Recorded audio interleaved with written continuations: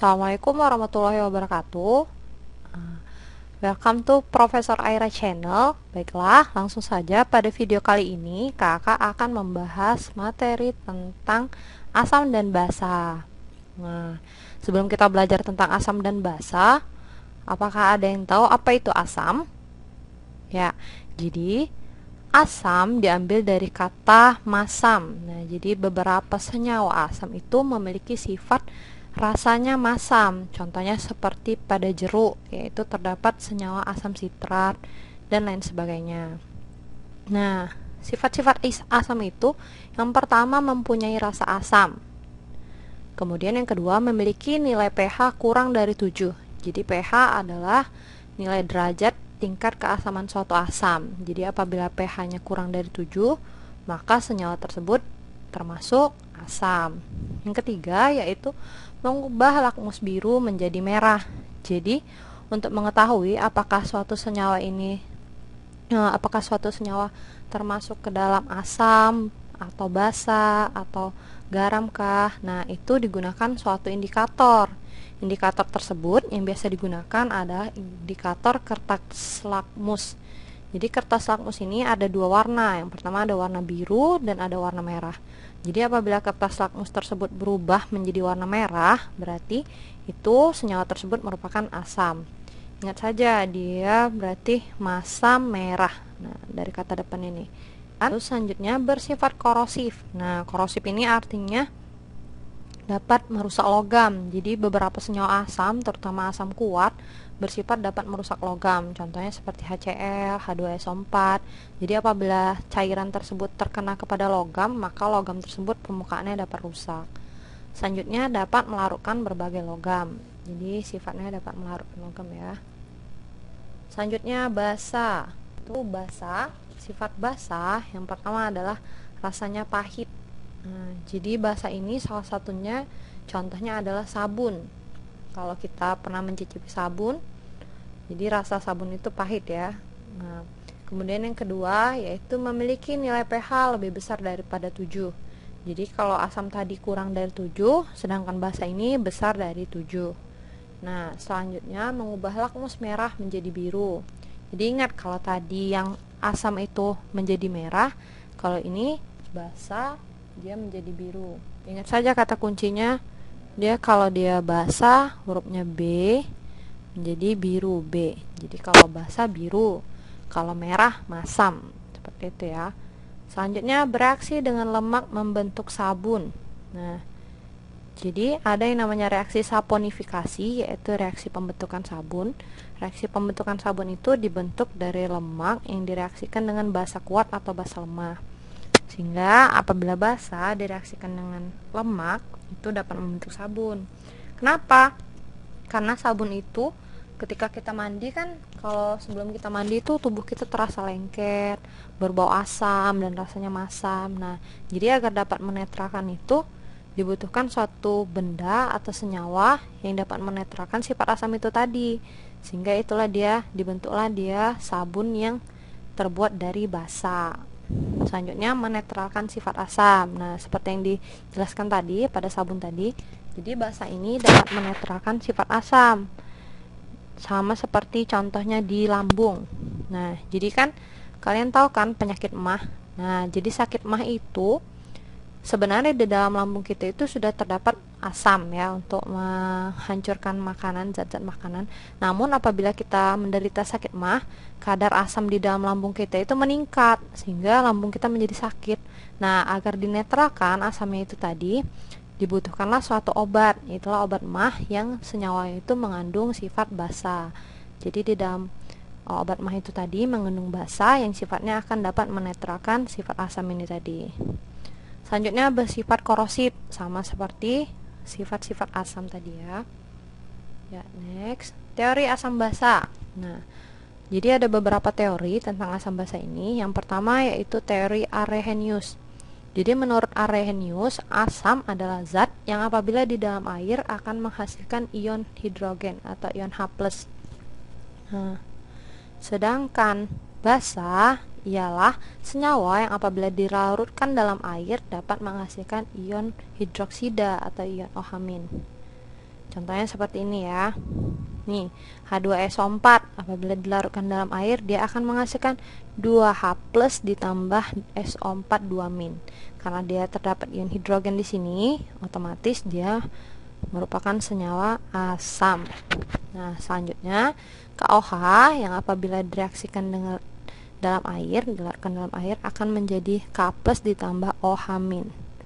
Nah, karena di sini ada OH-, otomatis senyawa tersebut bersifat basa. Selanjutnya yaitu teori Bronsted-Lowry. Nah, jadi teori Bronsted-Lowry ini mengatakan bahwasanya asam adalah senyawa yang memberikan atau donor proton atau H+.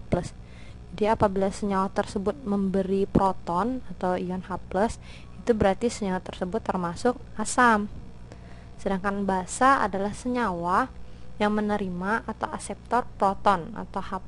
Nah, jadi kalau yang menerima H+ itu termasuk basa. Langsung saja ke contoh ya. Jadi contohnya ini NH3 ditambah H2O akan menghasilkan NH4 ditambah OH-. Nah, jadi di sini kita perhatikan NH3 di sini awalnya hidrogennya ada 3 kan. Nah, lalu kemudian setelah akhir reaksi menjadi NH4+, hidrogennya ada 4. Otomatis dari 3 ke 4 berarti dia bertambah kan. Berarti dia NH3 ini menerima hidrogen dari mana? Dari si H2O. Nah, jadi H2O ini yang awalnya hidrogennya ada 2, baru di akhir reaksi hidrogennya menjadi 1. Berarti dia kehilangan kan hidrogen. Karena dia kehilangan hidrogen, berarti dia memberikan atau menjadi donor dari H+. Nah, karena dia memberikan atau menjadi donor H+, otomatis H2O ini bersifat asam. Nah, sedangkan NH3, karena NH3 ini menerima atau aseptor proton, otomatis NH3 ini bersifat basa.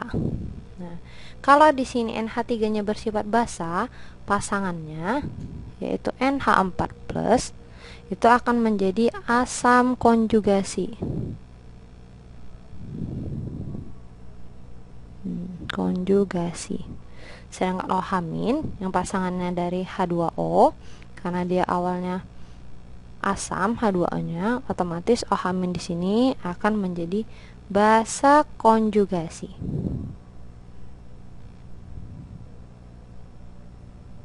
Nah, jadi antara basa dan asam konjugasi ini kita biar tidak bingung ya. Jadi ini basa 1 dan asam konjugasi 1. Jadi ini disebut pasangan asam basa konjugasi. Sedangkan ini asam 2 dan yang ini basa konjugasi 2. Ini juga disebut dengan pasangan asam basa konjugasi. PABK.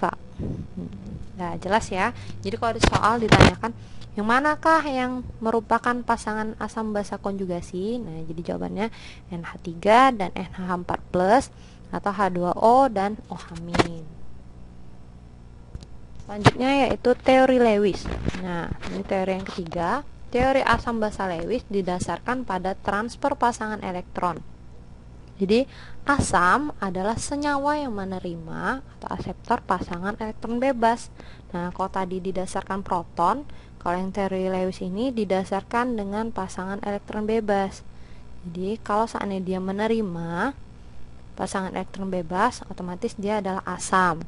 Sedangkan basa adalah senyawa yang memberikan atau donor pasangan elektron bebas. Nah, jadi basa adalah yang memberikan pasangan elektron bebasnya ya.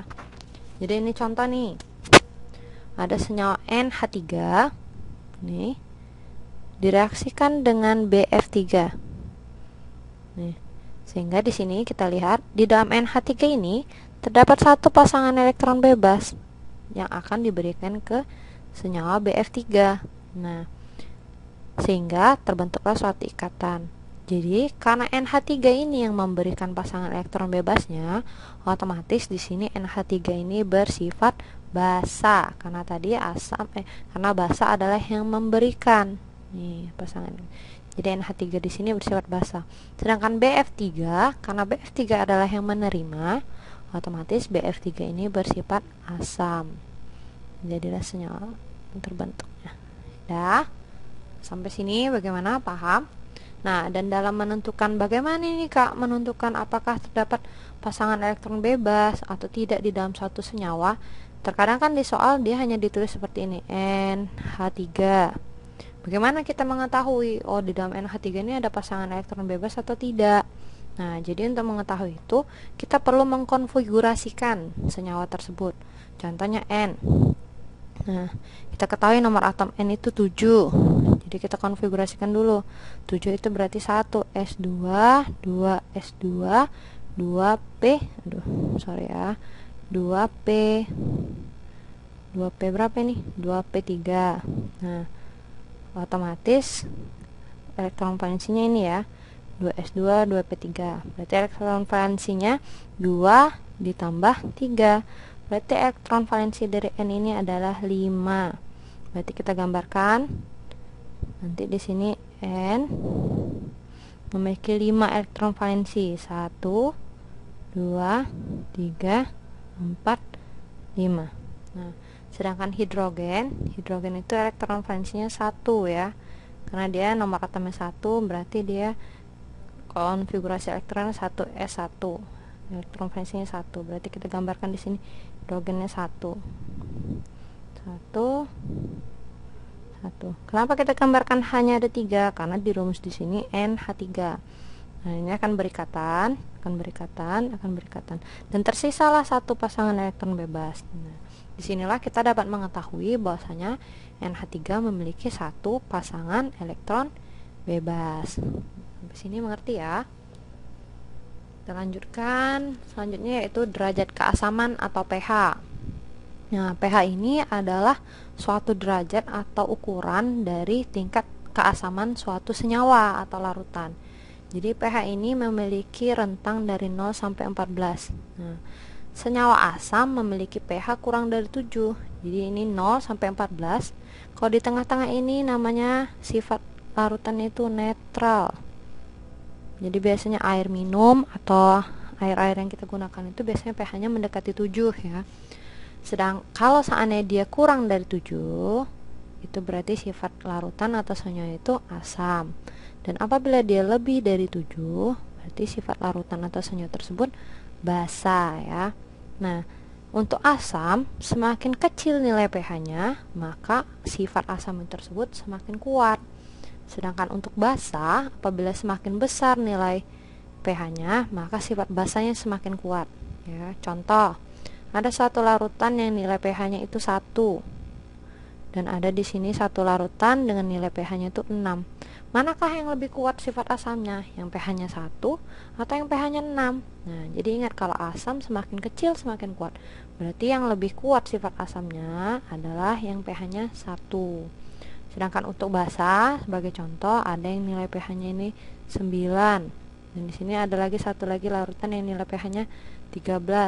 Mana yang lebih kuat sifat basanya? Sifat basanya yang lebih kuat ialah yang lebih besar nilai pH-nya, berarti ialah yang 13 ya.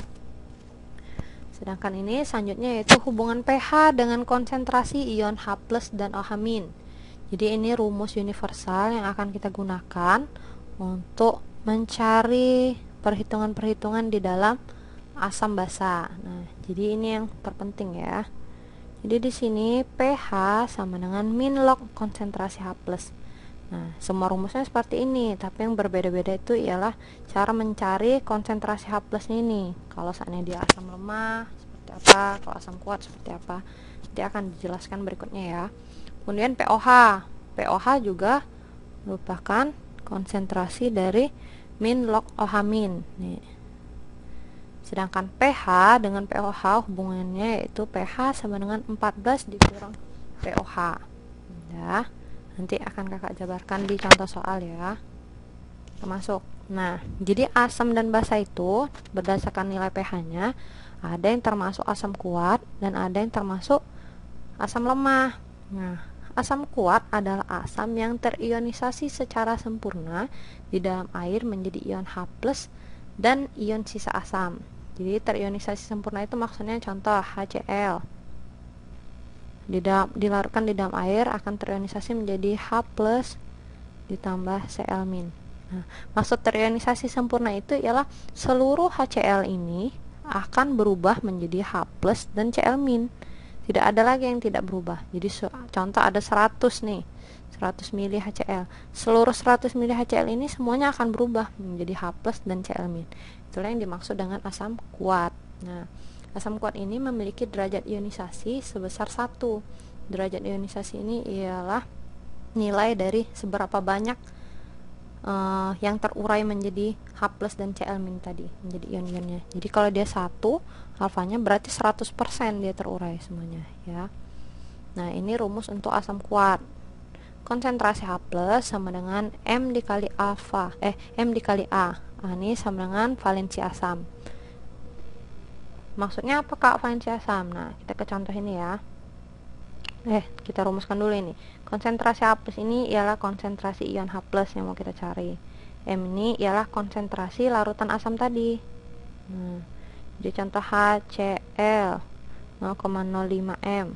Berarti konsentrasi asamnya ialah 0,05 M. Sedangkan A adalah banyaknya ion H+ atau valensi asam. Nih, kita langsung ke sini ya. Maksud A itu apa Kak? Nih, contoh asam kuat. Jadi asam kuat tuh kita lihat dari contoh, biasanya sih kakak menghafal ya, oh ini termasuk asam kuat, ini termasuk asam lemah. Nah, atau kalau tidak mau menghafal juga bisa, kita biasanya melihat kalau asam lemah itu biasanya dia akan ada yang namanya nilai tetapan asam Ka. Jadi kalau di soal disebutkan ada Ka nya, otomatis dia termasuk asam lemah. Nah, kembali lagi kita ke valensi asam tadi ya. Jadi contoh di asam kuat ini ada HCl, HNO3, H2SO4. Nah, HCl HNO3 nih termasuk ke dalam asam yang bervalensi 1. Kenapa? Karena dia hanya memiliki 1 H+. Sedangkan H2SO4 itu termasuk ke dalam asam bervalensi 2. Kenapa? Karena dia di sini apabila diuraikan, dia akan terurai menjadi 2H+, karena di sini H+-nya ada 2 ya. Jadi alfa itu yang dimaksud dengan A atau A ya, maaf ya. A yang dimaksud dengan valensi asam ialah berapa banyaknya ion hidrogen yang akan terurai nanti. Contoh kalau H2SO4 berarti di sini nilai A-nya itu 2. Sedangkan kalau HNO3 berarti nilai A-nya itu 1 ya, karena dia asam bervalensi 1. Ya. Selanjutnya asam lemah. Asam lemah adalah asam yang hanya terionisasi sebagian di dalam air. Nah, seperti kakak jelaskan tadi, kalau asam kuat dia terionisasi seluruhnya, sedangkan kalau asam lemah tidak. Contoh ya, kita contoh HF. HF merupakan asam lemah. Apabila diuraikan dalam air, HF akan terurai menjadi H+ tambah F-. Nah, namun karena HF ini termasuk asam lemah, tidak seluruh HF ini yang akan terurai menjadi ini, hanya sebagian. Contoh HF ini ada 100 mili. Nah, tidak 100 mili ini yang akan terurai menjadi H+ dan F-. Mungkin cuma 50 milinya atau sebagiannya ya. Jadi maka dari itu dia disebut dengan asam lemah. Nah, asam lemah ini memiliki nilai derajat disosiasi atau alfa itu kurang dari 1 dan lebih besar dari 0. Karena dia hanya sebagian tadi ya. Contoh bisa nilai alfanya itu sama dengan 0,5 atau 0,6 dan seterusnya. Nah, rumus untuk asam lemah ialah H+ sama dengan akar Ka dikali Ma, di mana Ka ialah tetapan ionisasi asam. Nih, ini yang kakak sebutkan tadi. Jadi kalau di soal disebutkan berapa nilai Ka-nya, berarti otomatis dia termasuk asam lemah. Apabila tidak disebutkan, berarti dia termasuk asam kuat ya. Kemudian ada rumus satu lagi, konsentrasi H+ sama dengan alfa dikali Ma, di mana alfa adalah derajat ionisasinya. Ya, contoh-contoh asam lemah yaitu HCOOH, CH3COOH, H2CO3, HCN, dan HF. Selanjutnya yaitu basa kuat. Basa kuat sama seperti asam kuat tadi ya, cuman di sini perbedaannya yaitu kalau tadi asam dia OH, kalau dia tadi asam dia H+, kalau di basa kuat ini dia OH-. Dan di sini dia Mb dikali B, dimana B itu juga valensi basa. Jadi kalau di sini seandainya CaOH 2 kali, berarti nilai valensinya ini 2 karena OH min itu ada 2 ya. Sedangkan kalau dia KOH berarti karena OH minnya ada 1 berarti valensi basanya 1 ya. Selanjutnya yaitu basa lemah. Nah, basa lemah adalah basa yang terionisasi sebagian dalam air, sama seperti asam lemah tadi. Dan ini adalah rumusnya, OH min sama dengan akar Kb dikali Mb, dimana Kb adalah tetapan ionisasi basa dan OH min sama dengan alfa dikali Mb. Sebenarnya antara rumus asam dan basa itu sama ya. Yang perlu kita ingat itu cuman rumusan antara basa kuat dan asam lemah. Rumusan antara asam kuat dan asam lemah. Jadi kalau kita sudah hafal mana asam kuat rumusnya apa, asam lemah rumusnya apa. Kalau kita udah hafal itu, tinggal berarti basanya tinggal diubah jadi OH min gitu ya. Nah, lanjut kita masuk ke latihan soal. Jadi di latihan soal ini nomor 1, tentukan senyawa yang bertindak sebagai basa konjugasi pada reaksi berikut. Nah, ditanya adalah basa konjugasi. Karena dia pakai asam basa konjugasi, otomatis berarti ini termasuk ke teori Bronsted-Lowry. Nah, Bronsted-Lowry itu mengatakan bahwasanya yang memberikan H+ itu disebut asam ya, sedangkan yang menerima H+ itu disebut basa. Nah, di sini kita perhatikan dulu NH4+, awalnya NH4+, lalu di akhir reaksi dia menjadi NH3. Otomatis berarti ini dia kurang atau bertambah H+-nya? Berkurang ya, karena dari awalnya 4, hidrogennya baru menjadi 3. Karena dia berkurang, otomatis dia berarti memberikan kan, karena dia berkurang. Berarti dia memberikan H+ ini nanti ini ke hidrogen. Karena awalnya H2O ini dari H2O menjadi H3O+. Nah, berarti yang awalnya cuma ada 2 baru menjadi 3. Berarti diberikannya hidrogennya dari NH4 ini ke H2O ini tadi. Karena diberikan, karena dia memberi, otomatis berarti dia bersifat asam. Nah, sedangkan H2O karena dia menerima, otomatis dia bersifat basa. Nah, ya, karena ini asam dan ini basa, otomatis NH4 ini pasangannya adalah NH3. Karena ini sudah asam, berarti ini adalah basa konjugasi. Ya, dan H2O pasangannya adalah H3O+. Karena ini basa, ini adalah pasangannya adalah asam konjugasi. Yang ditanya tadi adalah yang bertindak sebagai basa konjugasi. Nah, basa konjugasi yang mana? Ada yang ini. Berarti NH3 ya. Berarti yang bertindak sebagai basa konjugasi adalah NH3. Jawabannya adalah NH3. Selanjutnya, sebanyak 100 ml CaOH 2 kali 0,02 m memiliki harga pH sebesar. Nah, jadi yang ditanya di sini adalah pH. Diketahui CaOH 2 kali 0,02 m, berarti M sama dengan 0,02. Nah, lalu kemudian ini CaOH 2 kali, berarti dia ini basa bervalensi 2, berarti B nya sama dengan 2. Karena dia tidak ada nilai tetapan Kb, berarti dia ini termasuk basa kuat. Berarti kita cari dulu ya, rumus basa kuat tadi apa? Konsentrasi OH min sama dengan Mb konsentrasi basa dikali B. Mb nya berapa? Ya ini 0,02. 0,202 ini bisa kita ganti menjadi 2 kali 10 pangkat min 2 ya. Jadi di sini 2 dikali 10 pangkat min 2 dikali B nya 2, berarti sama dengan 4 kali 10 pangkat min 2. Berarti konsentrasi OH minnya sama dengan 4 kali 10 pangkat min 2. Lalu kita mencari POH. POH sama dengan min log konsentrasi OH min sama dengan min log 4 kali 10 pangkat min 2. Nah, ini di dalam logaritma apabila dia ada min log ini kita ambilnya yang di pangkatnya ini, nilai minus di pangkatnya. Berarti karena dia min ketemu minnya hilang, berarti menjadi dengan 2.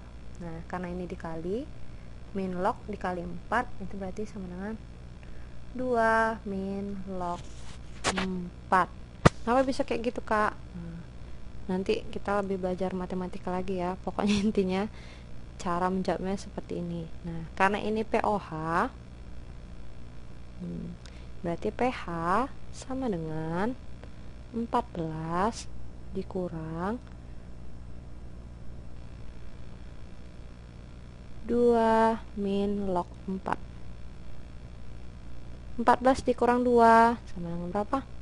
12. Min dikali min jadi plus, berarti 12 plus log 4. Ini jawabannya ya, terlihat tidak? Berarti 12 plus log 4. Ini yang E. Soal terakhir, berapakah nilai tetapan asam HX apabila diketahui pH larutan 0,001 mHx tersebut adalah 4. Nah, jadi kita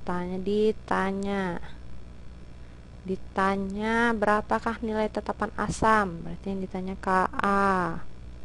Diketahuinya apa? Diketahuinya tuh konsentrasinya ya, M sama dengan ini 0,001. Boleh kita ganti menjadi 10 pangkat min 3, boleh 10 pangkat min 3 ya. Dari mana, Kak? Nah, karena dia ada 3 angka di belakang koma 1, 2, 3, berarti dia 10 pangkat min 3. Dan pH-nya tuh, pH larutannya adalah 4, berarti pH sama dengan 4. Nah, kita jawab ya. Jawab.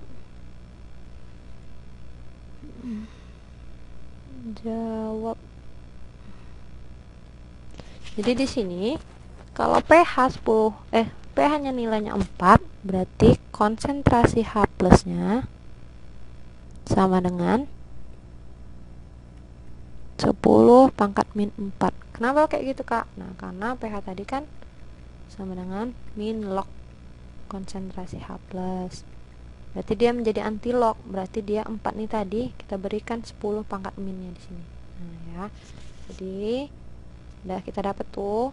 Nah, ini kan karena ada nilai Ka, otomatis berarti senyawa asam lemah. Rumus asam lemah itu sama dengan konsentrasi H plus sama dengan akar Ka dikali M. Nah, konsentrasi H plusnya berapa? Sudah kita dapat tadi, konsentrasi H plusnya 10 pangkat min 4. Nanti kita masukkan 10 pangkat min 4 sama dengan akar Ka-nya berapa? Ka-nya yang dicari dikali M. M-nya berapa tadi? 10 pangkat min 3. Berarti agar hilang akarnya kita kuadratkan ya. Sama-sama dikuadratkan. 10 pangkat min 4 dikuadratkan menjadi 10 pangkat min 8 sama dengan akar dikuadratkan hilang akarnya Ka dikali 10 pangkat min 3. Nah, berarti Ka sama dengan kesini ya. Ka sama dengan 10 pangkat min 8 per 10 pangkat min 3. Kalau dia pangkat ini dicoret saja, dikurangkan ya, berarti sama dengan 10 pangkat min 5. Ka-nya sama dengan 10 pangkat min 5 ya. Nah, selesai. Baiklah, cukup sekian penjelasan dari kakak, semoga bermanfaat. Jangan lupa like, share, subscribe, dan terus dukung channel ini ya. Terima kasih.